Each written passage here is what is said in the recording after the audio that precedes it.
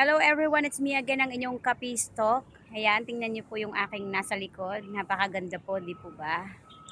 Maraming puno at maliwalas. And for today's video, i-share ko po sa inyo yung isa sa nabasa ko sa Dark Physiology and Manipulation. And ikukumpara ko ito sa martial art, di ba?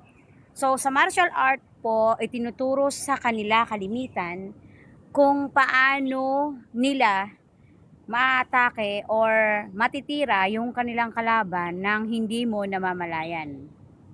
So sa totoong buhay, nangyayari din po yun. Bali, kalimitan ang ginagawa nila sa iyo. By the way, kung nararanasan mo ito sa ngayon, ngayong presence, much better na kumonsulta ka doon sa isang professional na tao para mabigyan kanila ng more details or advice kung ano yung iyong gagawin step by step. So yun na nga po, kapag mayroong isang taong galit na galit sa'yo at ayaw na nila sa'yo, yung ginagawa nila ay sisirain ka nila at dudurugin ka nila doon sa mga taong kilala nila. Like for example, kamag-anak, kapatid, mga tiyahin, mga tiyuhin, lahat-lahat, mga kaibigan. No? Yung mga taong yan, yung sisiraan kanya dyan sa mga taong yan na alam niyang kilala ka. Di ba? So, ang tawag ko dyan ay defense mechanism nila yan. Yes, tama po kayo. Defense mechanism po nila yan kasi yan lang ang alam nilang way na gawin para sirain kanya para kusa ka na lang sumuko. Kasi kalimitan sa mga narcissist people, ganyan ang gawain nila. Diba? Hindi nila kayang bitawan ka sa salita. Kaya ang ginagawa nila, sisirain ka na lang niya at dudurugin unti-unti doon sa mga taong alam niyang kilala ka.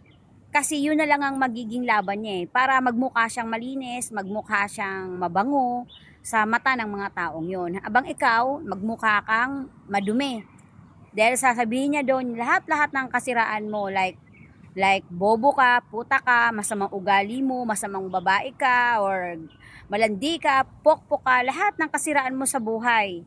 Mabaho ka, di ba? Wala kang kwentang babae, wala kang kwentang asawa, kasi nga, ganon. Ganyan ang karamihan sa mga narcissist people. Yeah, di ba? So, di ba, wala rin pinagkaiba yan doon sa Dark Physiology na nabasa ko, na ikinumpara ko sa martial art, na sa kanila tinuturo kung paano mo matitira yung kalaban mo nang hindi niya namamalayan. So, ganyan din ang ginagawa niya sa'yo.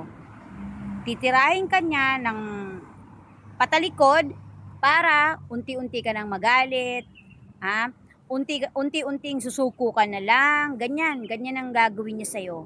Dudurugin ka niya sa mga ganyang salita. So kung nararanasan mo ito sa mga oras na ito or ganito ang nangyayaring sitwasyon sa'yo, much better po na bitawan mo na. Kasi wala nang mangyayari po pagka ganyan. At sana po, patuloy po ninyong suportahan yung mga video na ipopost ko sa aking YouTube channel. At marami pa po akong ibang i-share sa inyo bukod sa ngayon. And yan lang po muna ang video na pwede kong mai-share sa inyo sa ngayon. And have a nice day ahead and may God bless you always. Bye!